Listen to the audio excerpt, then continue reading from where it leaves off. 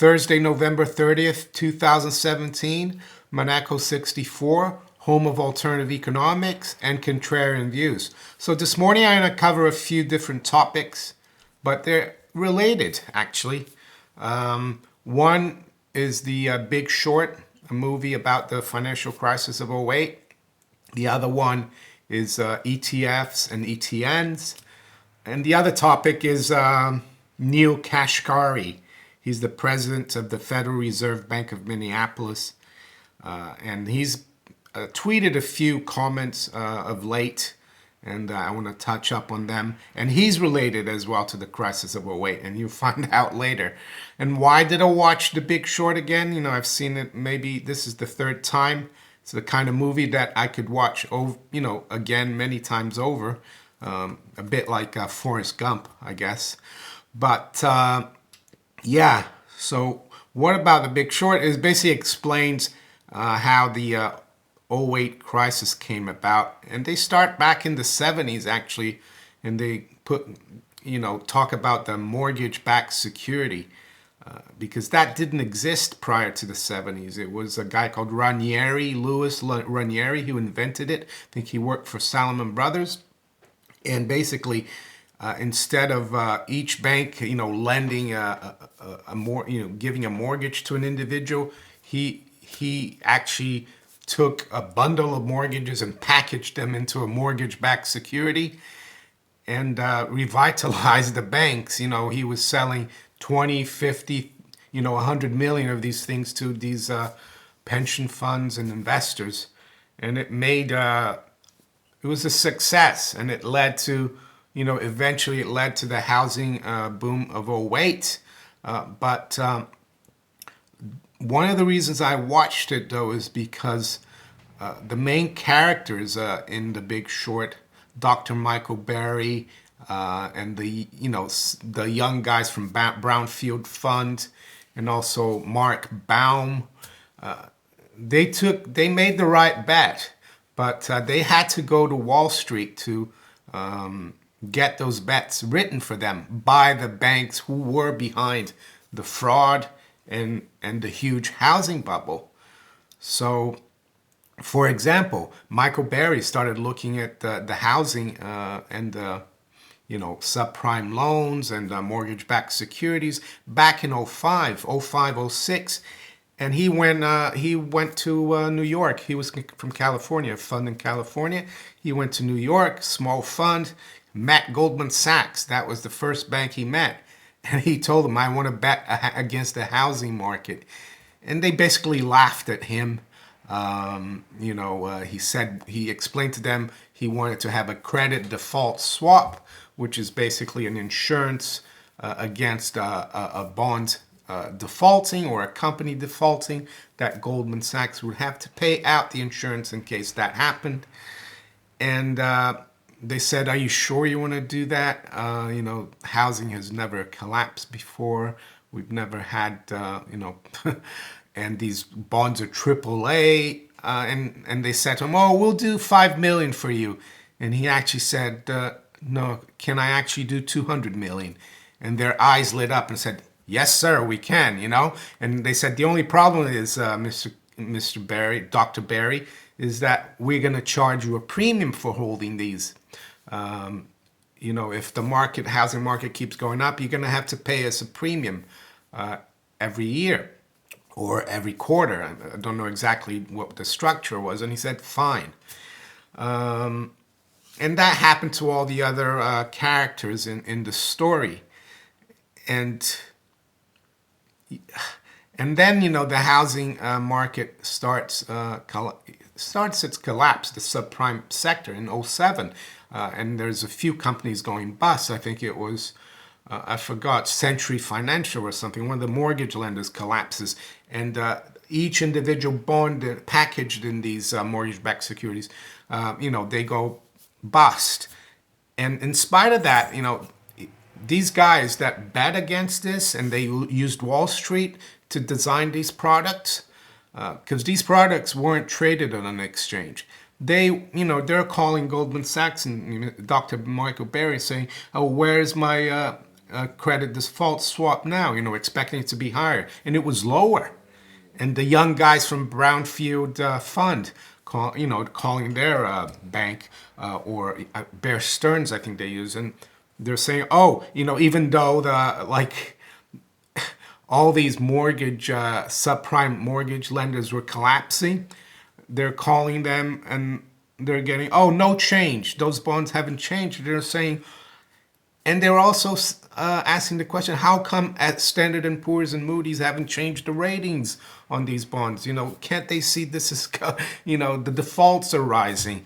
And even Mark Baum went to meet the woman from Standard & Poor's, and she said, well, if we don't give them a AAA rating, they're going to go down the street to see Moody's. So we want the business, you see?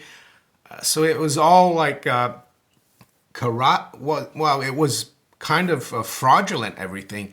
And these guys, it just goes to show it took 2-3 years for these products to work out. And when the market started turning in their favor, nothing happened to these credit default swaps. If anything, they were going down. And you can see Dr. Michael Berry sitting there every day and writing the performance of the Scion Capital, I think it was called, minus 11%, minus 17, minus 20. And all his investors were like outraged. And at one point, one of the young guys that works for him says, sir, maybe you were wrong. He said, no, the market is fraudulent. It's completely corrupt. And then we find out that what the banks were doing, they knew it was going to happen. So they were trying to unload all these mortgage-backed securities to clients that didn't know this was happening, to the patsies. So before they marked down the prices of these bonds and marked up the price of the credit default swaps, they had to unload billions and billions of dollars of worthless assets to their clients. And that's what they're doing. And watch the movie, it's great. And then after they've done that, then they, and they were short the housing market like, Dr. Michael Berry or Mark Baum or the Brownfield Fund. After they gone short like them, and then, they adjusted the price, and these guys made billions. But it wasn't smooth sailing, because when Dr. Michael Berry first met Goldman Sachs to ask for the credit default swap to be tailored for him, he said, I want to make sure that if your bank gets in trouble, that I'll get paid as well. And they laughed at him. What are you talking about? And there's another guy in the movie says, investment bank on Wall Street has never failed. So very interesting. And that's where the counterparty risk comes. The young guys from Brownfield had to get rid of their credit default swaps. Probably, they didn't get as much as they could have, but they had to get rid of it because they did it through some of it's through Bear Stearns. And Bear Stearns was in trouble. So there's the counterparty risk. The Mark Baum funds, they were related to Morgan Stanley, and Morgan Stanley was in deep trouble. And they were concerned at one point that their fund was going to go bust because they had a fiduciary relationship with Morgan Stanley. But eventually they did it. They got rid of it, and Goldman Sachs paid, all the banks paid these guys who bet on it, but I don't think they would have gotten paid if it wasn't for the bailout, because all these banks would have gone bust. And so that's the lesson of counterparty risk. That's one of the main lessons, I think, of The Big Short. Of course, it teaches us how the crisis happened, but the big lesson for the future, in my opinion, is that when the next crisis comes, if you have counterparty risk, you will get nothing, because I don't think they'll bail anyone out this time. So that's where ETFs and ETNs come in. ETNs are basically bonds that you can buy as an investor. And they bet on things like volatility, and they're in charge of pricing that instrument. The investment bank. I think UBS. They do the TVIX on the VIX. They can, if it's going long volatility twice. If volatility explodes, and UBS gets in trouble, do you think they're gonna give you the right price? I don't think so. Or ETFs is the same thing. Invest directly in companies if you want to. Don't be beholden to exchange traded funds. They are, a product. It's another layer of counterparty. It's a fund or an investment bank that develops a fund that invests in such and such security, and you've got these guys in the middle. But if you buy a company directly, there's no bank there. So that's what I'm trying to say. ETNs, ETFs, they're fun. They're very convenient, and you can make money with them.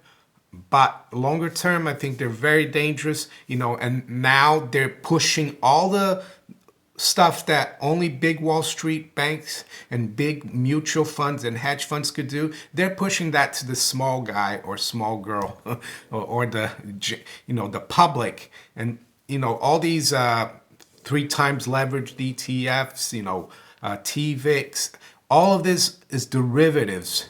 So they're pushing the derivatives onto the public. So that's why I think it's dangerous. And what's it got to do with gold and silver as well, The Big Short? Well, I think it just shows how frustrating it can be in the short term or even long term. Those guys are sitting on those bets. They had to wait. And then when it started working and when they saw that everything was collapsing and that it should help their credit default swaps, nothing happened.